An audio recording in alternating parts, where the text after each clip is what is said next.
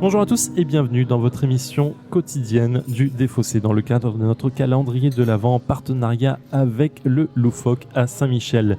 Vous avez l'habitude maintenant, on est sur notre dernière semaine du calendrier de l'Avent et nous attaquons encore un gros jeu aujourd'hui, mais pour ce faire, bien sûr, je ne suis pas tout seul, je suis accompagné de ma pote Alex. Comment vas-tu ? Hello Zef. Ça va ? Ouais. Pas trop naze ? Franchement, je suis naze, mais on vient de parler d'un truc qui nous enjaillait tous les deux, donc je suis au top là. Voilà, c'est cool. Là, je suis au top. C'est bien cool, c'est bien cool. En plus, c'est les fêtes de Noël, le Loufoque est décoré. Qu'est-ce qu'il y a de plus beau que les décorations de Noël ? Bah, je croyais que t'aimais pas Noël. Genre, Non, le mais gars, je fais il genre. fait genre. Le gars, il aime pas Noël, il fait genre. Non, mais j'essaie c'est bien, c'est bien. d'émouvoir les gens, j'essaie de comprendre L'esprit de Noël et ouais, tout. ouais. T'essayes de l'amener à toi. J'essaie de faire en sorte que l'esprit de Noël me pénètre, mais j'y arrive pas. Comment vas-tu, Harry ? Ça va, je vais étonnamment bien. Étonnamment bien. Est-ce que t'aimes Noël, toi ? Oui, j'adore. Bah, je suis anglais, donc du coup, pour nous, les Anglais et les Allemands, Noël c'est beaucoup plus important vrai qu'en France. Tu es anglais ? Oui. C'est ouf. Harry.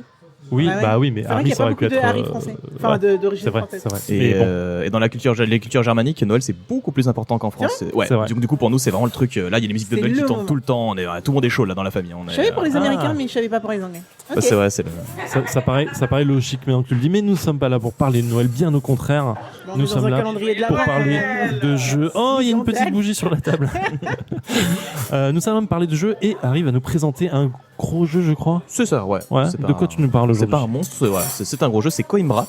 C'est un jeu Daggerspiel en fait sorti pour le festival d'Essen du coup en octobre. C'est ce qu'on appelle un Eurodice. C'est-à-dire que c'est un jeu à l'allemande, sauf que les Américains ils ont tendance à l'appeler Eurogame. Ah oui, Du d'accord. coup Ouais. c'est un Eurodice, c'est-à-dire un jeu à l'allemande qui utilise des dés en fait. Ah, ok. Ok. Voilà, c'est ce qu'on appelle un Eurodice. Ah oui, il y a plein de dés. Et Moi, du coup, j'aime c'est un duo d'auteurs très très connus en fait. C'est Virginio Gigli et Flaminia Brasini qui ont fait entre autres Lorenzo le Magnifique, c'est ça. D'accord. Ils ont fait Lorenzo le Magnifique. Ils ont entre autres participé. Il y en a un qui a participé à Grand Austria Hotel. Et voilà. Et du coup, il y a un autre auteur qui est connu pour avoir fait les voyages de Marco Polo. Voilà. D'accord, En fait, ouais. c'est des Italiens, c'est des auteurs italiens qui sont très connus pour faire ce genre de jeu d'Eurodice et qui sont très très appréciés. Moi Ok. personnellement, j'adore ce genre de jeu. Et du coup, Coimbra, c'est le dernier né et il fait un gros buzz en ce moment. D'accord. Ouais, il est partout sur internet. Ouais, effectivement, tout le monde en parle. Ouais. Aucune idée de ce que c'est, mais. Tu peux nous faire un petit récap nombre de joueurs, partie, machin et Oui, tout c'est ça. sur les Ouais, en-têtes c'est un jeu de 2 à 4 joueurs qui dure par une demi-heure, entre 1h15 et 1h30. Fait par Eggerspiel et illustré par, il me semble, un Chris nom dont Killiam. Voilà, merci. Je ne connais pas. Mais- Ouais. Ah, mais il me semble effectivement que Christian, on on a fait a un déjà truc parlé, avec mais les jeux je l'ai pas en tête là tout C'est de pas suite. Ok. Pardon. Ok, quel est le contexte du jeu et comment on y joue ? Vas-y. Alors, Coimbra, en fait, ce qui va se passer, c'est qu'on va être des nobles de la ville de Coimbra. C'est une ville au Portugal qui est très connue pour son université au Moyen-Âge. Et donc, du coup, là, on est plutôt sur la période de la Renaissance. Et en fait, alors moi, j'aime bien rethématiser un peu le jeu en disant qu'on est une sorte de mafia locale. Parce qu'en fait, on va avoir des gardes, donc des armes et de l'or, qui vont nous permettre d'acheter les personnes les plus influentes de la ville à notre service, qui vont nous augmenter du coup notre influence auprès du clergé, auprès des banques, etc., etc. Et ces personnes, pour les recruter, on va soit devoir dépenser des gardes, donc dans le domaine de la protection, soit devoir dépenser de l'argent pour les acheter. Donc du coup, j'aime bien rethématiser un peu le jeu, une sorte de mafieux portugais. Ça en fait un peu mafieux, effectivement. Ouais, c'est ça. Donc, De toute façon, j'adore. Harry, quand il nous présente un jeu, il a toujours un contexte à te mettre avec, et j'adore. Franchement, Harry, tu reviens quand tu veux dans le Défaussé, je kiffe. Et du coup, voilà, fondamentalement, en fait, c'est ça. C'est un jeu qui mélange l'utilisation des dés, le draft de dés, donc dans lequel on va balancer des dés au milieu de la table et chacun notre tour, on va en prendre un. Ok. Et en même temps, où on va du coup utiliser ces dés pour acheter des cartes qui nous donneront divers avantages. Et c'est un petit côté création de moteur, parce que ces cartes, chaque tour, vont nous apporter des bénéfices. D'accord, ouais, important. Ça a l'air grave cool. Mais alors, les dés ont différentes couleurs. Exactement. Que Ouais. symbolisent ces couleurs? Ce jeu, c'est pour ça qu'il a fait un buzz et il est aussi apprécié. En fait, il est très original. Donc tous ces dés, ils ont différentes couleurs. On va tous les jeter. Et au milieu de la table, chaque joueur, du coup, va prendre un dé qui va être utilisé pour acheter des cartes. D'accord. Le problème, c'est que les cartes, pour les acheter, il y a un ordre de priorité en fonction de la force du dé. Donc ouais, je prends un 6, ok, je choisirai en premier. Par contre, ça veut dire que je vais payer 6. Ah, la Et violence. en plus, la fourberie, c'est donc du coup où je place mon dé, quelle personne j'achète, et du coup je vais payer. Et en plus, à la fin de la manche, pendant la période dite des revenus, la couleur du dé va déterminer de quel type mon revenu va se faire. Si par exemple, dans les revenus jaunes, ça va me donner de l'argent. Si je prends les revenus verts, ça va me donner des points. Si je prends un dé vert, ça va me donner des points. Si je prends un dé orange, ça va me donner de l'argent, etc., etc. D'accord. On peut ok. en plus augmenter ses revenus, on y reviendra par la suite. Mais ce qui est sympa, c'est que du coup, quelle couleur je prends, quelle valeur je prends et où je mets ce Putain, mais dé. c'est tricky comme truc en Ouais. fait. C'est ça, et c'est très Et, tendu parce qu'il y a que 12 hasard. actions. Bah, il y a du hasard au dé, mais il est partagé parce que tout le monde les prend. Ouais. Et en plus, on ne prend que 12 dés pendant toute la partie. Ça se joue en 4 manches et chaque joueur prendra 3 dés. Du coup, vous n'avez que 12 dés à prendre pour toute la partie. Donc c'est vraiment des choix très très tendus. Et une fois que tu prends ton dé, tu le gardes pour toute la partie. Le dé ensuite il est rendu à la fin de la manche. D'accord, pour relancer. Mais tu dis on paye des choses. Alors on les paye avec quoi? Parce que là, sur toute la liste des choses qu'il y a dans la boîte là. Oui. On paye, c'est quoi En fait, c'est la technique des jeux modernes, c'est la technique du cheap mais stylé. Ça veut dire qu'on va avoir ici une piste d'argent et une piste d'armes sur laquelle on va poser. C'est ça. Je sais que Projet Gaia a fait ça en fait, et je crois qu'il y a pas mal de jeux qui l'ont pris parce qu'en mode, plutôt que d'avoir 20 000 pions ressources, si jamais on faisait pas une piste avec un seul pion, c'est moins cher. C'est drôlement moins cher. Et en plus, on peut vachement en un coup de coude, on peut tout casser. Donc c'est parfait. Donc du coup on a ça. On va avoir 2 ressources qui sont les gardes et l'or, qui sont de valeur égale. Il n'y en a pas un qui est meilleur que l'autre. C'est juste que certaines cartes demanderont du coup soit de l'argent, soit des armes, soit de la protection. Ok, tu nous as dit 1h30 environ. On fait combien de tours tu m'as dit? 4? On fait 4 manches. Ah ouais, 4 manches. Ouais. D'accord, donc les manches sont de quand même 3 assez chacun. longues. Ok, est-ce qu'il y a autre chose à savoir là-dessus? Sur le jeu... Est-ce que tous nos persos ont les mêmes caractéristiques? Oui, il n'y a pas d'asymétrie au niveau des joueurs. Enfin, elle va se développer au fur et à mesure de la partie, mais au départ, on commence tous égaux. Et voilà, non, au niveau de ce qui rend le jeu vraiment original, je l'ai dit. Après, quand on va jouer, vous allez voir, c'est très, très tricky. C'est-à-dire qu'il va vraiment y avoir des choix très tendus. Le jeu est assez interactif, malgré le fait qu'on s'attaque pas.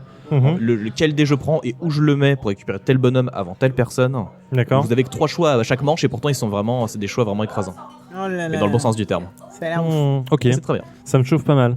Pas mal du tout. Ouais, on y va? On y va. Allez, go. Et c'est parti. Ouais, j'ai bien envie d'aller là en fait, mais je vais faire ça du coup. 8 moins 2, ça fait ou 2 points ou une thune énorme. On baisse nos crans de 1 et on lui donne 2 points de victoire. 2 points, vas-y. Ouais, 2 points. Ah, c'est oui. Très bien. Ok. Maintenant, on va redéterminer phase D. On va déterminer de nouveau le premier joueur. Moi, je suis un total de 3 couronnes. Moi, je gagne 1 point de victoire. 1 point de victoire. Ouais. En violet, je me déplace de 1. On relance ça? Et on relance une toute nouvelle manche commence. Félicitations, on a fait un quart du. Ah non, pardon, attendez. Avant, j'ai oublié, la phase F. Voulez-vous financer une expédition de bateau? Et voilà, donc les dés sont jetés et c'est à Zef. Faut que j'avance là. Ok, on va se faire un moteur d'abord. Si, je sais ce que ça fait.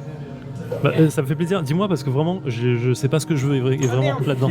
Dans les 4 qu'il y a en fait, il y a les 4 qui m'intéressent, donc je savais pas encore. Mais dis-moi ce qui m'intéresse, ça me fera plaisir. Ah oui, d'accord, pardon. Alors moi je vais récupérer. Ah putain, ouais, en fait c'est pas génial ce que j'avais mon tempé en fait. J'ai fait un peu de la merde. Et nous sommes de retour après 1h23 de partie sur Coimbra avec Harry et Alex. Alors, qu'est-ce qu'on en a pensé, Alex, tout de suite? Grosse fan. Je crois qu'il rentre directement dans mon top 3 des jeux de ce calendrier de l'Avent. D'accord. Ce qui est marrant et paradoxal, c'est que t'es pas du tout rentré dans le jeu, toi, t'as pas réussi, alors que moi, je suis rentré dans le jeu et j'ai apprécié jouer à ce jeu, justement. Grâce à un conseil que tu m'avais donné il y a quelques temps, qui était justement de te fixer un objectif et d'y rester. Ce que j'ai fait pour cette partie et que j'ai juste kiffé. Je suis parti avec une carte qui me permettait de jouer les grises. J'ai essayé de jouer à fond les gris, ce qui m'a peut-être aussi servi dans un sens, mais qui m'a donné un objectif, et c'est ce qui me manque souvent dans ce genre de jeu où il y a beaucoup trop de trucs à faire. Là, ça m'a donné un objectif, ça m'a donné une stratégie et j'ai foncé. Et j'ai juste surkiffé. Tant mieux, ça fait plaisir que tu aies suivi mon conseil et que ça t'ait servi. Harry? Moi j'ai bien aimé, alors j'en suis à ma 4ème partie. Ouais. Et de l'expérience quand même, ça a l'air d'être un facteur. Clairement, oui. L'expérience, il y a un grand facteur. J'aime bien, alors moi dans la catégorie de ces Eurodice italiens, c'est celui que je mets en 3ème position sur les 3 que je connais. Ça veut pas forcément dire qu'il est mauvais, c'est juste que les voyages de Marco Polo et Grand Austria Hotel, je les trouve excellents, vraiment.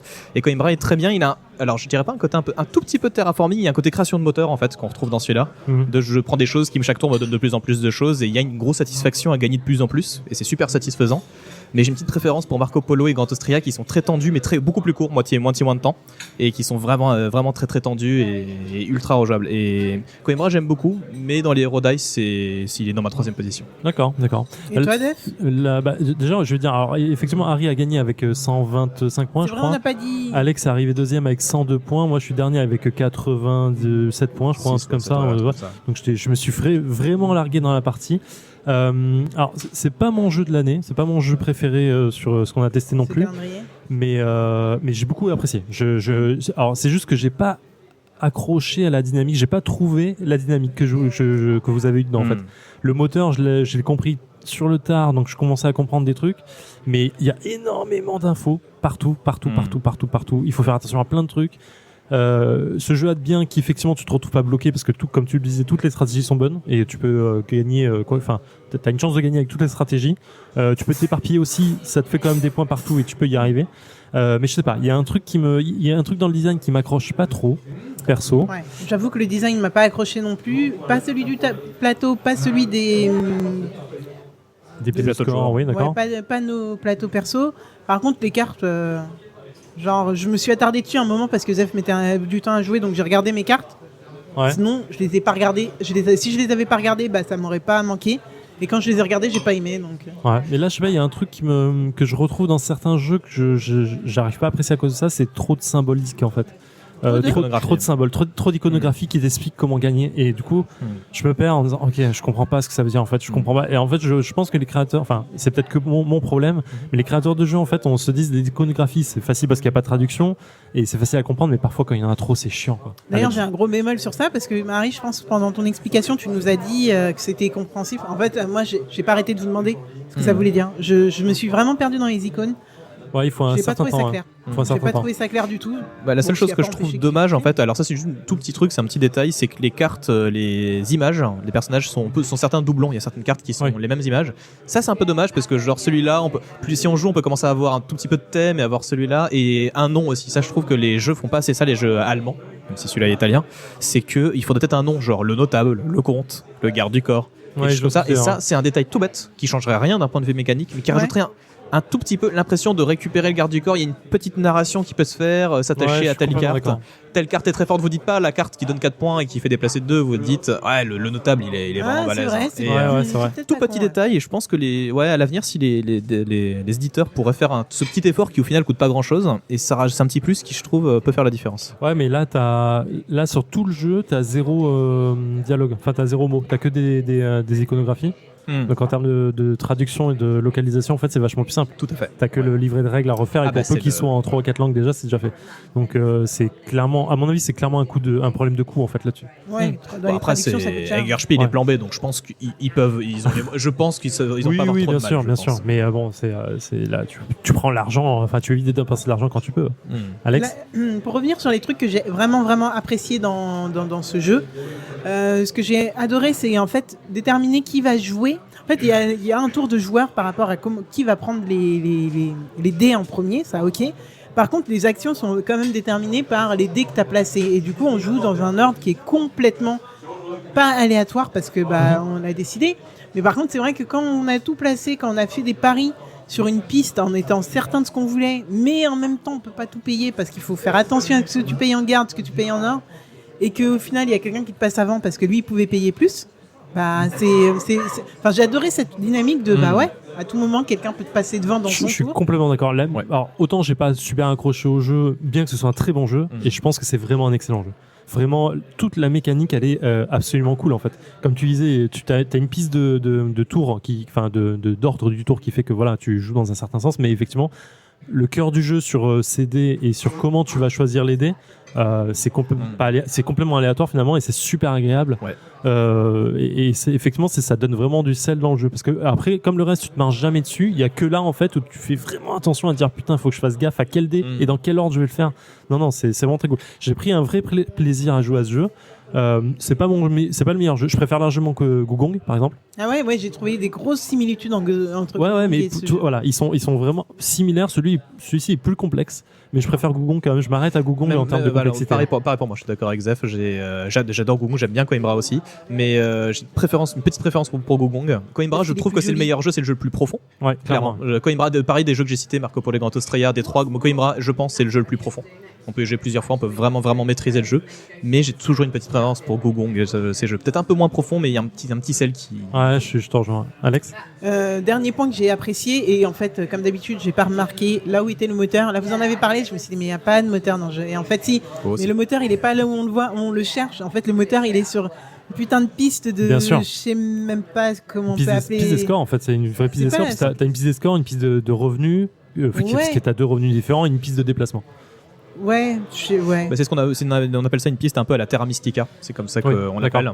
Sauf qu'ils ont décidé, il y a la super idée de le mélanger avec une piste de revenus en fait. c'est Non mais ça. clairement, et c'est là, enfin effectivement, sur je crois le dernier tour, je me suis dit ah ok attends, là je vais dépenser, mais je vais J'en ai regagner besoin là avant, ici, ouais, machin et tout, putain. donc il faut que je fasse attention. Et c'est là, j'ai eu un temps de retard monstrueux sur ce jeu, mais c'est cool parce que du coup j'apprécie d'autant plus de me dire ok, je referai bien une partie quand même, faut ouais, jouer. clairement. Parce que tu vois le jeu différemment. Ouais. Ouais. Ta courbe de croissance sur la deuxième partie, elle a explosé d'un là, coup, hein, ça, c'est clairement. clair. Tu connais un peu mieux les cartes, tu sais vers où tu te diriges, clairement.